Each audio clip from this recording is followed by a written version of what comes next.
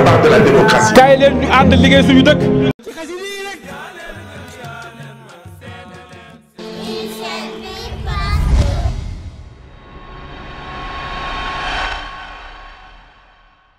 di wax ni maa ngi tudd Ndeye Wele dëkk commune de Dagana mais nekk membre fondatrice de l'APR waaye nag nekk conseillère municipal nekkaat présidente commission au niveau du conseil départemental commission chargée d'affaires religieuses mais nekk membre du conseil économique social et environnemental ba pare nag yàlla def ma nekk coordinatrice Benno Bokk Yaakaar des femmes du département de Dagana. tey ngeen doon daje mu mel na da ngeen doon fësal gox bu nekk ay jafe-jafe. waaw dañu daje woon ñun suñu jigéen ñi pour di waxtaan di seet nañ la ñuy mën a saytoo suñu ay jafe-jafe ak suñu ay problème ba nga xam ni fi ñu tollu tey daanu fi jóge pour mën a egg feneen. di ko saytu nag di càmbar suñu ay jafe-jafe gox rek pour président de la république mën ko yëg mën a jàppale ay jigéenam ndax tey soo waxee Waalo dañuy wax fii jigéen ñi fi nekk ñëpp jigéenu président de la république la ndax ñun depuis 2012 ba léegi xamuñu feneen sax ku du président Macky Sall ah yàlla def nag ci Benno Bokk Yaakaar bi tey ñu njëkk départ ànd ak suñu ay alliés di waa parti socialiste ñu ngi ni suñu ginnaaw ñuy am résultat yu am solo tey ba suñu frère Oumar Sarr ñëw nekk PLD ànd ak ñun jàppale président si liggéey bi tey waa PLD ngi ni taxaw boo gisee kii sama wet mooy première vice présidente du conseil département bu Dagana nekk responsable PLD ñu ànd seet Marie Caroline Ciss nekk responsable parti moom tam nekk leader bu mag ci département bi. alors lan moo fës si ndaje bi lan la bi ngeen càmbaree li diwaan yëpp wax lan moo ci fës. bon li diwaan yëpp wax dañu xam ne rek li ci fës mooy nekk loo xam ni lu am la te defe naa ni jafe-jafe boobu moom la benn jigéen bu ne rek di jànkonteel sa kër wala sa commune mais day baax nag comme ñun ñëpp ñoo bokk ndaa bu ñuy tànqee ak fu ñuy naanee toog mën a waxtaan seet li nga xam ne tey mooy gën a yombal liggéey bi waaye mooy gën a jàppale département bi gën a jàppale jigéen ñi. ndax loolu lan la par exemple ñu fexe tey ba suñu département Dagana bi jigéen ñi nag dañ fi représenté lu am solo tey doonte les président fàttewuñu sax nag ndax mën naa ni depuis 2012 ba léegi njëkk nañ fi am benn député département mu tudd Fatim yàlla def mandaam jeex ñu falaat honorable député Soxna Mbodj kooku ñu ciy gërëm di sant waaye fi ñu tollu ñu tembe nag mu jëlaat suñu beneen sœur bu ñuy wax Soxna Ndeye Diop moom tam ñu ñaanal ko yàlla na ko yàlla may ndam ci fal bi mu jëm. mais daal yooyu yëpp am na mais doyul mais dañu bëgg tey président de la république mu gën ñoo fàttaliku ñun département Dagana mu gën a jàppale ay jigéenam ndax nag ñun triché wuñu te moom rek la ñu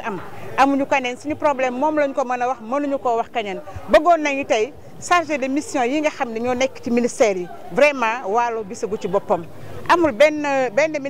ministère boo xam ne rek tey mën na ne am na jigéen bu dëkk Waalo bu fa nekk chargé de mission loolu ñu ngi ci doon ñaan président de la république mu bàyyi ci xel bu baax a baax te di ñaanaat suñu yeneen moroomu jigéen aussi ñu mayaat leen ay ndomb tànk mais tey fi gën a métti dëgg mooy jigéen ñi tey ku ne xam na ne Waalo ay jigéenu béykat rek ñoo fi nekk ay jigéen ñoo xam ne jàpp ñu ci dara te ku ne gis na mbay mi depuis 2019 ba léegi dafa xaw métti trop ci jigéen ñi daanaka jigéen ñi dañ doon dem di jël prêt di fay di joxe mais tey dem nañ ba ay jafe-jafe tax na banque yi sax pour ñu dem fa dafa xaw a dis tuuti ñu doon wax rek président de la république pour mu gën a tàllal jigéenu Dagana ñu jàppale leen ci ay financement su mën a liggéey mën a jàppale seen commune waaye aussi suñu njaboot ji nga xam ne tey ñooy xale yi ñooy seen yaay emploi des jeunes aussi bëgg nañu vraiment suñu ay doom am ci bu baax a baax lu ñu jàpp donte nag président duñu wax ni fàttewuñu ndax mi ngi def ci département bi mais dañu koy ñaan mu gën a yokku wàllu mbay mi Sénégal yëpp xam nañ li ci président de la république def kooku def naa wax nañ ci waxat ci dootuñu ci wax daal mais daal vraiment li ñu gën a bëgg daal mu jàppale jigéen ñi aussi te mu fexe toog ak jigéenu département Dagana tey suñu sabab bi li nga gën a tax ñu def ko dëgg-dëgg sax mooy daje puisque nag ñun dañu bëgg a toog ak suñu président ndax ñun 2012 ba léegi dañ koy gagneel vraiment moom rek la ñu am te mos ñu am chance toog ak moom tey nag loolu moom la Waalo réclamé jigéenu département Dagana yëpp pour le président de la république recevoir ay jigéenu Dagana te def naa loolu mi ngi koy dégg te jàpp naa ni dina ci sawar. bu fees si ndaje bi war ngeen bëgg ngeen ñu dolli leen xel bàyyi leen xel ci suuf si. amu leen suuf bu bare. si li fees si ndaje bi ku ne xam na ni tey suuf am na sax benn côté mais am na benn côté amul tey boo seetee ay Dagana gars yi foofu dañu am problème suuf amuñu fa mais tey fi nga xam ni foofu lañu gënoon am suuf ñu yaakaar ko mu mel ne commune de Diama wala commune de Ronkh foofu la ñu gënoon yaakaar ak nit mais gis ngeen li xew Sénégal am na ay partenaires yoo xam ne dañu jóge si yeneen pays étranger vraiment bu ñu ñëwee ñoo teg seen loxo ci suuf si ba nga xam ne tey ñun suñu doom yi sax bu ñu jógee est-ce que daañu am lu ñu béy ndax kenn mënatul passer 2 hectares wala 3 hectares te gis nañ ni étranger yooyu bu ñu ñëwee ba ñu jox leen suuf si ñu am seen ay kayit dañ ko jël dem bàyyi fa suuf si di nelaw kenn waxatu ci dara suuf si daal vraiment bu ñu ko mënoon déloger ci ñoom indi ko jox ko askan Waalo kooku ñu ngi ciy ñaan président bu baax a baax mu bàyyi ñu xel ci loolu daal. kon daal da ngeen bëgg président bàyyi xel ci suufu Waalo bi nu ñu koy jëfandikoo. enfin loolu bàyyi na ci xel puisque président xam na commune bu nekk xam na la fa xew te Sénégal bu nekk xam na la fa xew xam nga boo gisee yàggul président ci boppam am na lu mu santaane woon ci suuf si donc kon moom xam na li fa xew mais li ñu bëgg rek jigéen ñi nañu gis seen bopp daal puisque fii góor ñi ñooy am suuf mais jigéen ñi duñu am suuf. waaw. Merci beaucoup, messieurs les membres de la presse. C'est Madame Ndiaye Anta Diop Niang, première vice-présidente du département de Dagana, conseil départemental Dagana. Alors, vous avez été parmi les initiatrices de cette rencontre. Vous avez, n'est-ce pas, écouté les unes et les autres par rapport à certaines préoccupations au niveau de leur localité. Qu'est-ce qu'on peut retenir? Merci beaucoup, Gabriel. Comme vous l'avez si bien dit, aujourd'hui, les femmes du département de Dagana se sont réunies ici au siège de Benno Bokk Yakaar de Dagana. C'était pour avoir créé un comité. L'objectif de la rencontre, c'était de créer un cadre de concertation pour les femmes du département. Parce que vous n'ignorez pas que chaque collectivité a ses réalités. Aujourd'hui, on avait demandé à toutes les femmes du département d'essayer au moins d'avoir un recueil des besoins des collectivités locales parce que les besoins diffèrent. Donc aujourd'hui, chaque collectivité locale devait avoir une rapporteuse qui devait donner les doléances de sa localité. Aussi, créer un cadre de dialogue parce qu'on ne peut rien faire sans dialoguer. Aujourd'hui,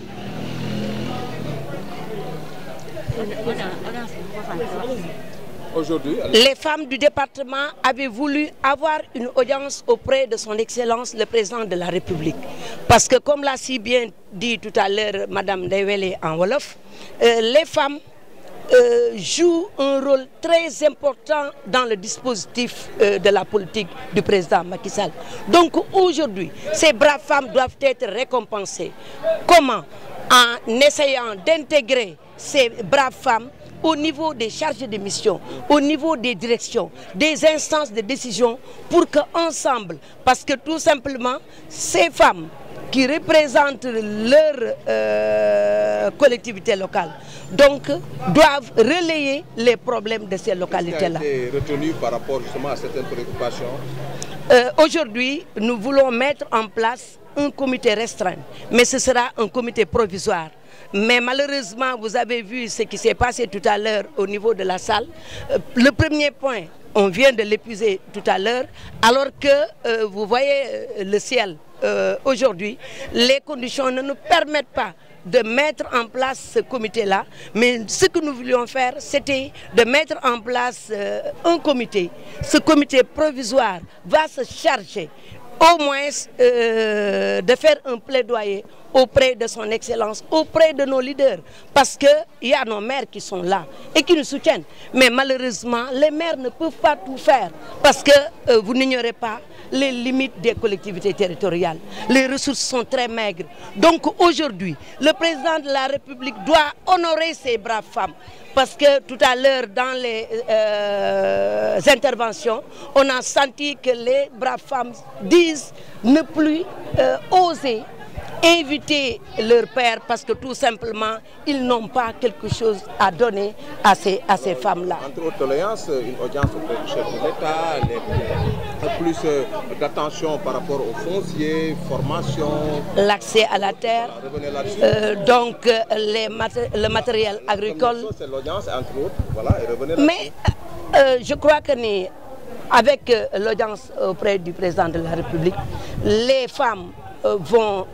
porter ce combat et je crois que ensemble on va traiter tous les maux qui sont au niveau. Revenez sur les doléances. Les doléances, on en a discuté avec les maires. Je crois que ça, c'est pas le rôle du président de la République, mais c'est le rôle des maires. On va ensemble être autour d'une table, discuter avec nos maires pour qu'ensemble nous retrouvions des solutions. Alors, elle est revenue sur justement le foncier, surtout avec le financement, les formations. Donc, il y a tout un tas de problèmes que les femmes ont énumérés. Malheureusement, nous ne pouvons pas tout énumérer. Ce serait vraiment, comment on l'appelle, je ne sais même plus comment l'expliquer. À travers nos besoins, nous avons exprimé un peu ce que nous aimerions devenir plus tard. Donc après avoir fait des rencontres au niveau des communes, nous avons essayé de regrouper ces rencontres-là au niveau de Dagana dans le but de constituer un document départemental. Donc tout ce que nous aurons comme besoin au niveau du département seront relayés au niveau de nos instances, au niveau de nos responsables, au niveau national, pour que le département d'Dagana prône pour l'autonomisation des femmes. Qu'est-ce que vous avez relevé, entre autres? Nous avons déjà fait l'état des lieux par rapport au texte donné par ces femmes-là. Aujourd'hui, nous pouvons nous dire que les femmes sont bien formées. Les femmes sont formées en agriculture, les femmes sont formées en transformation, les femmes ont reçu beaucoup de formations pour la santé, les badjanougor et autres. Donc il y a un potentiel qui est là. Mais dans les discussions, nous avons senti qu'il n'y a pas d'accompagnement. Donc à travers ces résumés, nous allons essayer de demander à nos autorités de parfaire ce que toutes ces femmes-là ont reçu au niveau du département pour que vraiment qu'on participe au développement du Sénégal, en particulier au développement du département de Dagana. may dolli rek mooy tey objectif réunion bi dëgg-dëgg lii bokkoon na ci ndax nag président ku ne xam na ni dañu dëgmal ay élections au conseil des collectivités territoriales ñu war ko def la 4 mu jëloon suñu ay frères ku mel ne Oumar Sow renouvelé waat ko ñu koy remercier mais bi ci gën a neex tey dafa jëlaat suñu doom wala suñu rak muy Ndeye Diop nekk adjointe au maire de Richard Toll ñu jël ko wax dëgg yàlla te comme ñun dañu wóolu président mu nekk suñu kilifa tànn bu am rek ñun département Dagana ak suñu ay responsable dañuy wax ni président bàyyee nañ la ko kon tey ma bëgg wax rek ne ni tànn Ndeye Diop bi man aw ma dara lu ma ci xam waaye nag neex na ma ndax man ku ñu jël ci département bi rek neex na ma mais comme affaire yu jigéen la ñu dajale jigéen ñi informer leen pour ñu bañ ko gisee ne leen wala ñu bañ a mer sensibiliser leen te itam gën a leen bàyyiloo xel aussi ci élection yi incha allah le 4 septembre ñun ñëpp daañu voté te daañu gagné ndax suñu président jëlal nañ ko waaye nag tey lii bu melee nii ba yéen presse plus de 10 journalistes ñëw fi ak seen ay caméra vraiment suñu ay maire la seen loxo dugg ci biir ak suñu ay ministre tey añ bu neex bii ñu fi añee nga xam ne da nga dara jox Oumar Sarr moo ko def ba pare ñuy wax président ñu ngi remercier Oumar Sarr ndax dafa tabax bâtiment bi ku ne xam na ni nekkul affaire mais daf ko tuddee quartier général Benno Bokk Yaakaar kon loolu dañ ko ciy sant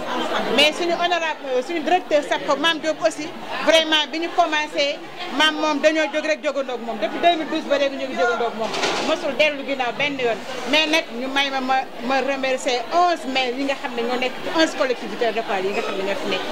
commencé que suñu le coordinateur ma dikka Mbodj wax dëgg yàlla moom non seulement daf ñu jàppale mais daf ci feeñ bu baax a baax le maire de Gaye Abdou Khader Ndiaye mais le maire de Nit honorable Adama Sarr le maire de Bokhal El Hadj Gueye tonton Oumar Mbore Sow le maire de Ross Béthio suñu doom suñu sët Fally Seck mais daal ak tonton Cheikh Gueye le maire de Rosso amul benn maire bi nga xam ne vraiment Dembel Demba du man amul kenn ki nga xam ni sa loxo ngi ci biir ak sa doole ba lii bis bi mën a rafet ni war a taaru noonu Oumar Sarr Mame Diop ñooy bopp yi kon ñu wax ni président bu mu tiig ci wàllu dara na woon fa wonoon rek incha allah na woon fa woon. Merci, félicitations.